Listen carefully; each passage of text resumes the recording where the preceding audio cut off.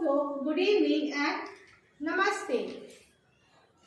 Welcome to my channel learning English with Shalini. दोस्तों, आज मैं आप लोगों को कोल एंड पेट्रोलियम के बारे में बताऊंगी। उससे पहले मैं बता दूं कि नेचुरल रिसोर्स दो तरह के होते हैं। एक होता है इनएग्जॉस्टिबल नेचुरल रिसोर्स और एक होता है एग्जॉस्टिबल नेचुरल रिसोर्स। इनएग्जॉस्टिबल उसे कहते हैं जिसका कि हम कितना भी उपयोग करें, कितना भी खर्च करें, वो कभी खत्म नहीं होगा।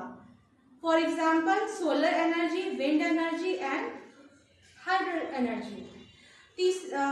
दूसरे कैटेगरी में हम आते हैं एग्जॉस्टिबल नेचुरल रिसोर्स, जो कि जिसका कि उपयोग अगर हम अधिक मात्रा में करते हैं तो वह खत्म भी हो सकता है।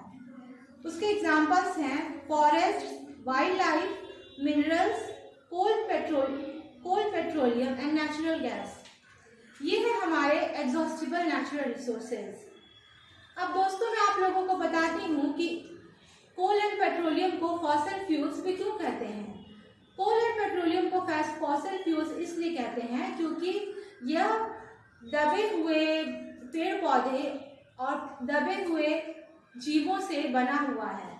जो हमारा कोल है वो दबे हुए पेड़ पौधों से बना है और जो हमारा पेट्रोलियम है वो जमीन के अंदर दबे हुए लिविंग ऑर्गेनिजम्स या सी क्रिएचर्स से बना है।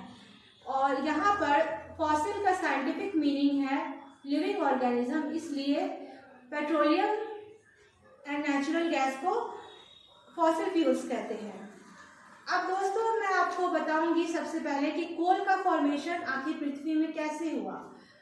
दोस्तों, कोल का फॉर्मेशन इस तरह से हुआ कि 300 मिलियन ईयर्स अगो, 300 मिलियन साल पहले हमारी जो पृथ्वी है ये जंगलों से घिरी हुई थी। यहाँ जंगल ही जंगल थे, लेकिन कुछ अदर नेचुरल एक्टिविटीज या फोर्सेस के कारण, जैसे कि फ्लड, ये सब के कारण जो पेड़ पौधे थे वो मिट्टी के अंदर दब गए। अत्यधिक बारिश होने के कारण जो पेड़ पौधे गिर के मिट्टी के अंदर दब गए और वो मिट्टी के अंदर दबते ही अंदर दबते चले गए। उसके बाद उसके ऊपर मिट्टी के लेयर्स आते चले गए और अंदर में, इस पृथ्वी के अंदर में एक प्रेशर क्रिएट हो गया। एक हाई प्रेशर और हाई टेम्परेचर के कारण, ज़्यादा हीट मिलने के कारण वो जितने भी लिविंग ऑर्गेनिजम्स थे वो धीरे धीरे कोल में ट्रांसफॉर्म हो गए। इस तरह से कोयला बना। अब जानते हैं कि कार्बनाइजेशन क्या होता है। तो जिस प्रोसेस के तहत